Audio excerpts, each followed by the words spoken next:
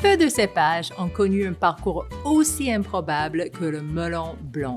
Né en Bourgogne, puis banni de ses terres, il s'est réfugié sur les côtes ligériennes, où il a longtemps été considéré comme un simple vin blanc de comptoir. Mais ces dernières décennies, un petit groupe de vignerons visionnaires a provoqué une véritable réinvention. Le melon est passé de l'anonymat à l'expression pure de terroir, salué aujourd'hui par sa précision, sa salinité et sa longévité.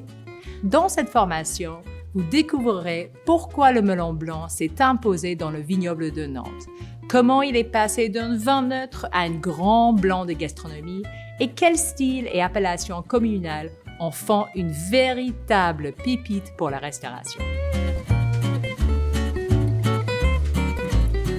Né en Bourgogne, le melon blanc était un peu le vilain petit canard. Cépage utile, fiable, précoce et productif, mais jugé trop neutre face au grand chardonnay. Documenté en Bourgogne dès le XVIIe siècle, il était alors cultivé à côté de Aligoté. Mais en 1731, le Parlement de Dijon le bannit purement et simplement, au même titre que le gamay, hors des vignobles de Bourgogne. L'exil forcé commence alors, et le melon est envoyé vers d'autres régions, notamment à l'ouest, sur les terres ligériennes. C'est là que notre événement change radicalement la donne, l'hiver de 1709. Un épisode climatique cataclysmique qui redessine les vignobles de Nantes. Le gel extrême détruit les vignes jusqu'aux racines. Les tonneaux éclatent sous le froid et la Loire elle-même gèle complètement. Or, les marchés, notamment la clientèle hollandaise très exigeante, réclament du vin blanc sec, en grande quantité et surtout abordable. Il fallait replanter et vite. Le melon, grâce à sa grande résistance au froid, est alors un des rares cépages à survivre dans les pépinières locales. En quelques années seulement, il devient le cépage blanc dominant du vignoble de Nantes. Mais pourquoi est-il resté cantonné en Loire-Atlantique sans jamais vraiment s'être répandu dans le reste de la Loire? Tout simplement parce que ce terroir lui va à merveille. Le vignoble de Nantes est avant tout un pays d'eau. La Loire, l'océan, les nombreuses rivières rythment le climat, la cuisine et même la vie des habitants. Ce climat océanique tempéré, avec ses hivers doux, ses étés frais et ses pluies régulières, confère à Melon une personnalité unique. La fraîcheur du climat accentue son acidité vive et racée. Les sols anciens de schiste, de granit et gneiss lui apportent une tension minérale remarquable. Et la proximité de l'océan ajoute cette salinité subtile, bien perceptible dans la finale de ses vins.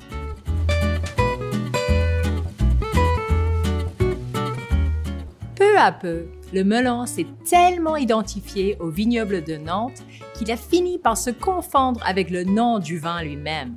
On ne parlait plus de melon blanc, mais simplement de muscadet. L'appellation créée en 1937 impose d'ailleurs le 100% melon, tout en interdisant de mentionner le cépage sur l'étiquette. Dans les décennies qui suivent, la production explose. Les volumes énormes destinés à tancher la soif d'un public en quête des vins secs, légers et accessibles, parfaits compagnons des plateaux de fruits de mer. Il faut attendre le milieu du XXe siècle pour voir apparaître une approche plus qualitative. Le vieillissement sur les fines apporte alors plus de complexité, une texture plus ample et des notes lactées briochées. En 1977, là aussi Muscadet Sèvres-et-Maine Surly vient consacrer cette méthode et donner un nouveau souffle.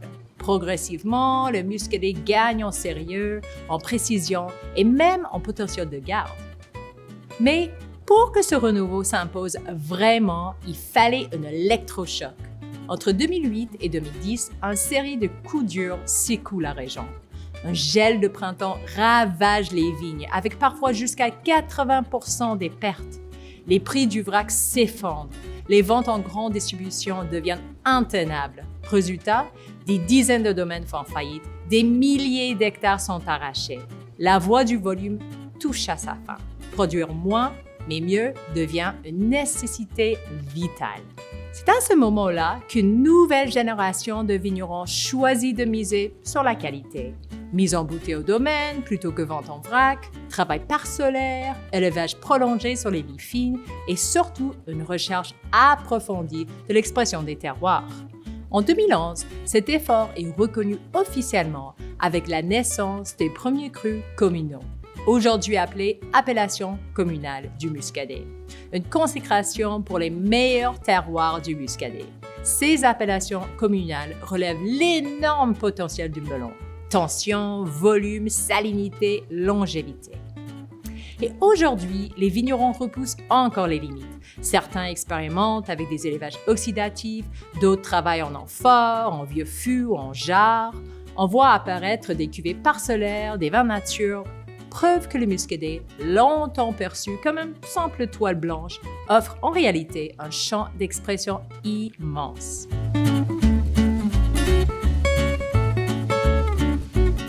Aujourd'hui, le Muscadet se décline en plusieurs niveaux de qualité qui reflètent la diversité de ses terroirs. À la base, on a l'appellation Muscadet AOC qui produit des vins secs, vifs, citronnés, d'excellents vins de soif. 3 sous-régions principales complètent ce paysage. Il y a les Muscadets Coteaux de la Loire avec leur sol argilo-calcaire qui donnent des vins légers, frais, faciles à boire.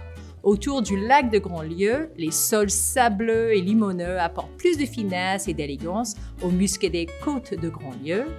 Mais la plus vaste et prestigieuse reste la zone du Sèvres et Maine. Ces sols variés de granit, de gabbro, une roche volcanique riche en fer, et des schistes confèrent à Muscadet Sèvres et Maine pureté, minéralité et structure. Au sommet de cette hiérarchie se trouvent les 10 appellations communales, presque tous situés dans le Sèvres et Maine. Ici, les rendements sont limités, les élevages sur lit prolongent entre 17 et 24 mois selon l'appellation. Le résultat, c'est l'expression ultime de terroir, avec un potentiel de garde impressionnant. Chacune de ces appellations communales a sa propre signature. Pour en citer quelques-uns, Clisson sur granit donne des vins amples et puissants aux notes de citron confit de miel. Gorge sur gabbro offre des vins structurés, profonds avec des notes fumées. Et le Palais, sur des schistes et des argiles, propose des vins élégants et fruités avec une touche minérale très marquée. Le Muscadet est une valeur sûre, offrant un rapport qualité-prix imbattable, du simple Muscadet AOC jusqu'aux appellations communales. Ce sont des vins légers, digestes, peu alcoolisés et faciles à boire seuls. Côté accord, ils se révèlent parfaits avec les fruits de mer, mais aussi avec des plats plus légers comme des salades, de cuisine fraîche et iodée, alors que les appellations communales se marient avec des plats plus riches, tels les poissons aux sauces, les viandes blanches et les fromages affinés. Pour illustrer cette diversité à la dégustation, voici 2 visages de Muscadet modernes. On va commencer avec Donatien Bayou, le Master. Donc ça, c'est un Muscadet Sèvres et Maine qui vient d'une négociation très respectée dans la région. C'est élevé 12 mois sur lit dans des cuves souterraines, puis 1 an en bouteille. Donc c'est un vin qui a des jolies notes de camomille, de poire, de pomme. Un côté levure qui est très sympa aussi. En bouche, c'est léger, c'est fruité. On a cette petite rondeur fruitée, touche de salinité, belle acidité et c'est bien sec. Le deuxième vin, c'est le Olivier Cotonceau. C'est un Clisson de Muscadet Sèvres et Maine, donc une des appellations communales, très respectée. La famille Olivier est établie dans la région depuis 1723. Donc Mathilde Olivier, qui gère le domaine aujourd'hui, est le 8e génération. C'est un vignoble de 27 hectares, certifié durable. C'est une vinification assez traditionnelle en cuve inox, un élevage sur lit fine dans les caves souterraines de 60 mois, donc bien plus longtemps. On est sur un vin, déjà aux couleurs, on voit la différence, avec des notes intenses de fruits de verger, de fruits jaunes. Petite note minérale au nez aussi. Et en bouche, beaucoup de structure, beaucoup d'ampleur. C'est ronde, c'est généreuse, mais encore très tendu, nerveux, avec cette jolie acidité. Et c'est vraiment un vin qu'on peut imaginer avec des plats bien plus riches, des poissons en sauce, des viandes blanches, des fromages affinés.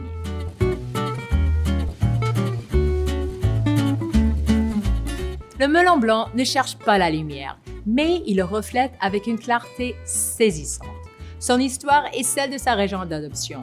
Balayée par les vents, résiliente, façonnée par l'épreuve et l'innovation, aujourd'hui, le melon produit certaines des expressions les plus précises et ciselées de France. Pour les sommeliers en quête de fraîcheur, de minéralité et de tension dans leur vin blanc, le melon reste l'un des secrets les mieux gardés du pays.